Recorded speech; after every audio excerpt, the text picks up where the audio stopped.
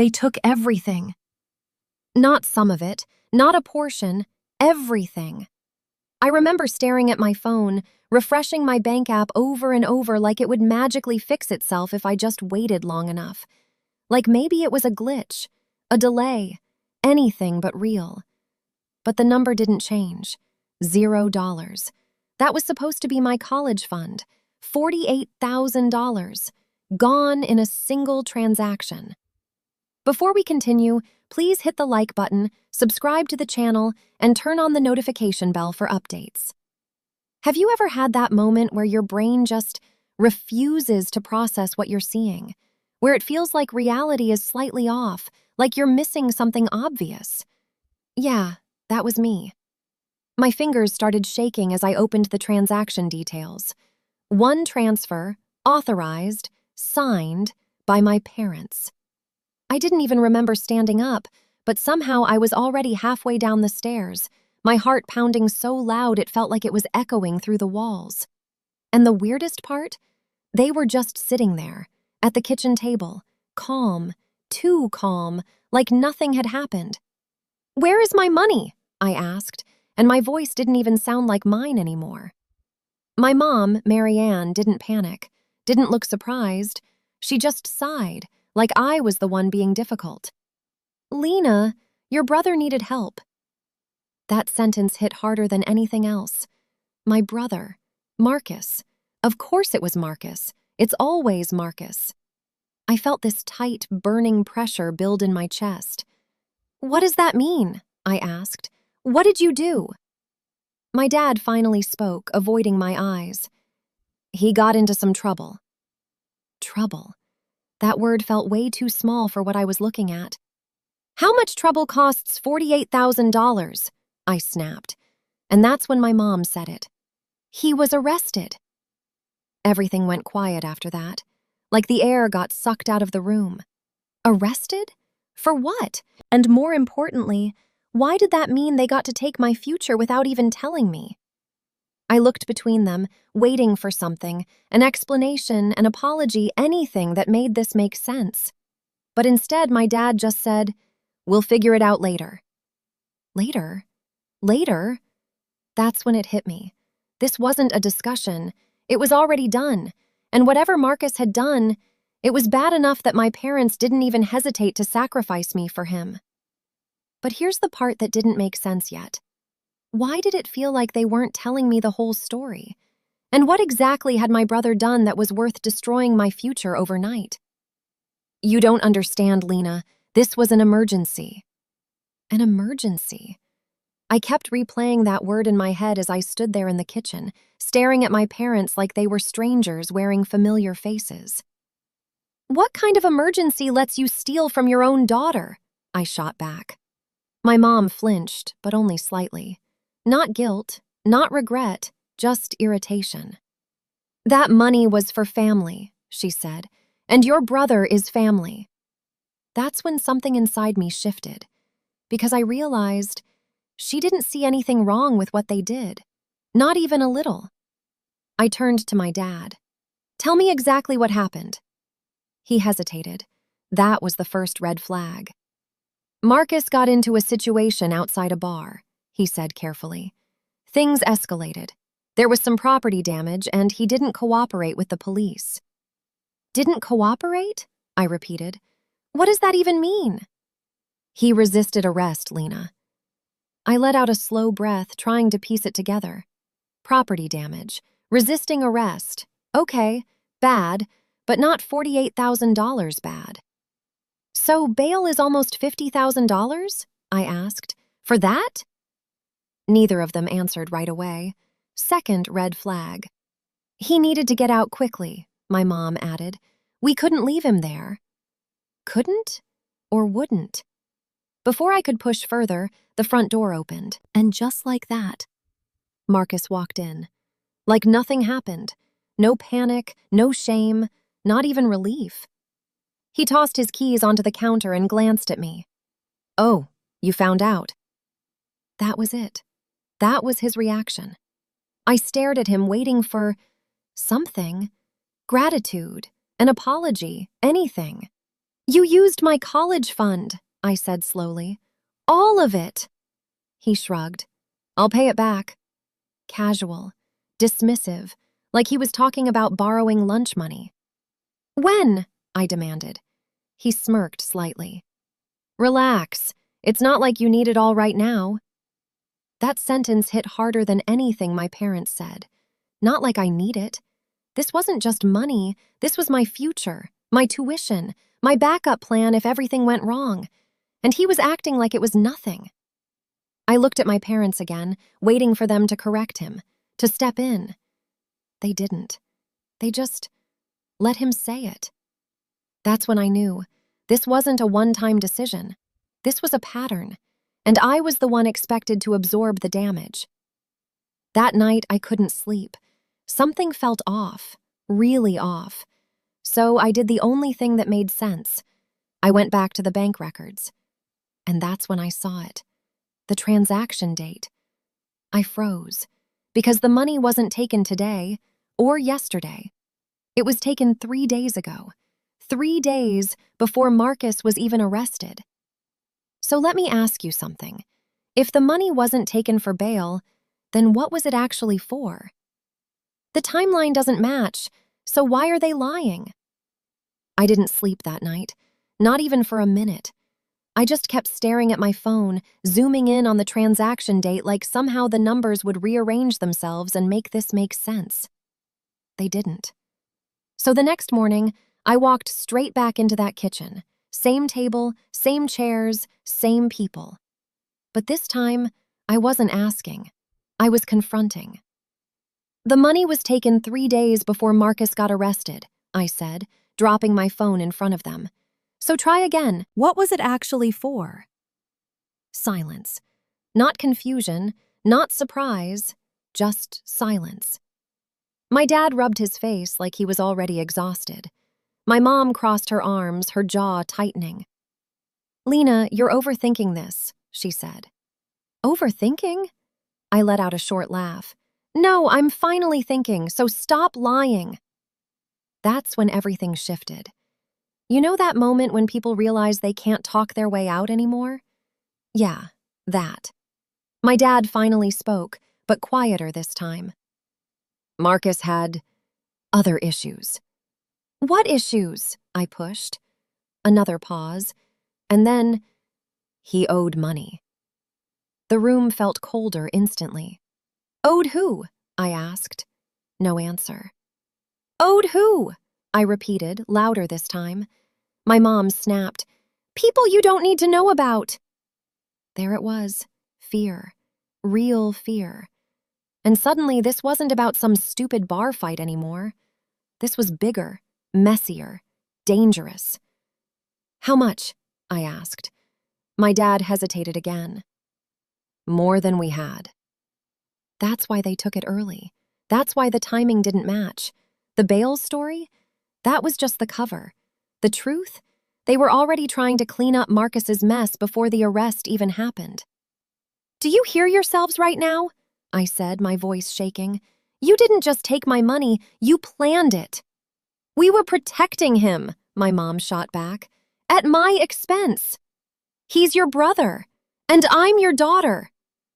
That hit harder than I expected, because for a second, no one said anything, not even them, because deep down, they knew. They chose him, not just in that moment, but every time it mattered. And this time, it cost me everything. I'm done, I said quietly. They both looked at me, but not with concern, with dismissal. You're being dramatic, my mom said. This is family. You'll understand one day. No, that was the moment I understood everything. I wasn't the priority. I was the backup plan, the safety net, the one who was expected to just absorb it. So I left, because there was only one person who had never treated me like that. My grandfather, Arthur. If anyone would actually listen, really listen, it was him. But here's the part I didn't expect. When I walked into his hospital room and told him everything, he didn't look shocked. He didn't even look angry. He just reached for his phone. and said something that made my stomach drop. It's time they learned. Learned what? I thought he was going to call my parents, but he didn't. He didn't even hesitate. I was still sitting there beside his hospital bed, the steady beep of the monitor filling the silence, when my grandfather, Arthur, unlocked his phone with slow, deliberate movements. No panic, no confusion, just certainty. "Grandpa?" I asked cautiously. "What are you doing?" He didn't answer right away. He just scrolled, found a number, and pressed call. Then he held the phone to his ear like this was just another normal conversation. "It's me," he said calmly. "Yes, I'm ready." Ready? For what? I sat there completely frozen, trying to piece together what was happening. His voice didn't change, not even slightly. "Execute the contingency," he continued. "All of it." Contingency? My stomach dropped. He hung up before I could ask anything else. "Grandpa, what does that mean?" I asked, my voice tight. He finally looked at me, and there was something in his expression I had never seen before. Not anger, not sadness, control. "They made a choice," he said simply. "Now they'll deal with it." That was it. No explanation, no details, just that. And somehow, that was worse. Because whatever he had just set in motion, it wasn't small. The next 24 hours felt unreal. At first, nothing happened. Then everything did. It started with a notification on my phone. "Account alert, temporary lock placed." I frowned. That didn't make sense. Then another one came in. "Suspicious activity report filed." My heart started racing. "What is going on?" I whispered. And then my mom called. Not calm this time, panicked. "Lena, did you say something to your grandfather?" she demanded the second I answered. "What are you talking about?" "Our accounts are frozen," she said, her voice shaking. "Everything. The bank, the credit lines. Your father can't access anything." I sat up straighter. "What?" Before she could respond, I heard my dad in the background. "Tell her about the notice." "What notice?" I asked. My mom hesitated, and for the first time, she sounded scared of me. "We received a legal notice this morning," she said. "They're investigating the withdrawal." The withdrawal. Not Marcus, not the arrest. The money.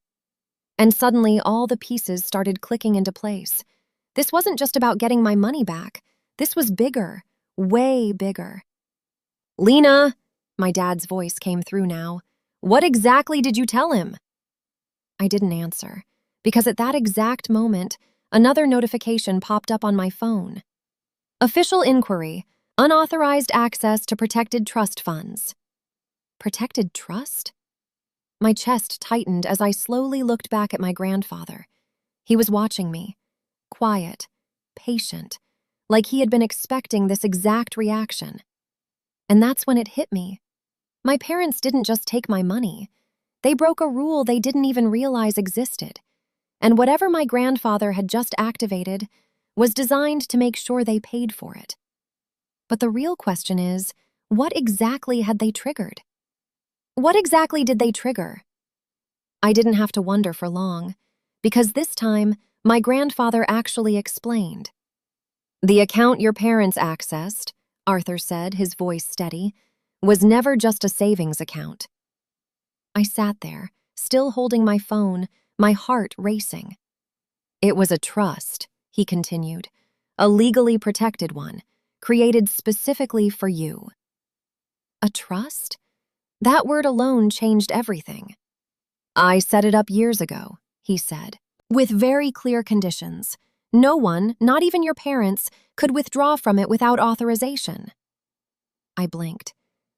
"Then how did they—" "They bypassed it," he said calmly. "Illegally." The room felt heavier. "They thought it was just another account," he added. "They didn't read the structure, didn't ask questions. They acted impulsively. Just like Marcus. But here's the part they didn't know," he continued. I leaned forward slightly. There's a contingency built into that trust. If unauthorized access is detected, it doesn't just flag the transaction, it triggers a full legal review. Everything clicked. The frozen accounts, the investigation, the notices. "You waited," I said slowly. "You knew, and you waited." He nodded once. "I needed confirmation. I needed to know whether this was a mistake or a decision." And I gave him that confirmation. "They chose him," I whispered. "Yes," he said, "and now they'll answer for that choice." Logical payoff. Within days, everything unraveled for my parents. The bank reversed the transfer after the investigation confirmed unauthorized access. Every dollar restored. But it didn't stop there.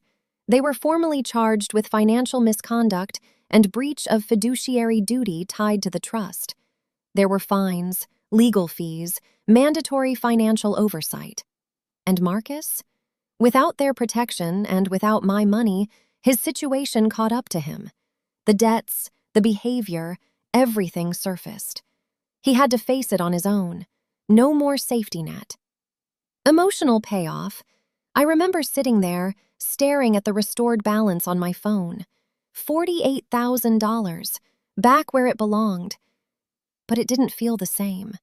Not because it wasn't enough, but because now I understood something I hadn't fully accepted before. They were willing to lose me to save him. And for the first time, I stopped trying to justify that.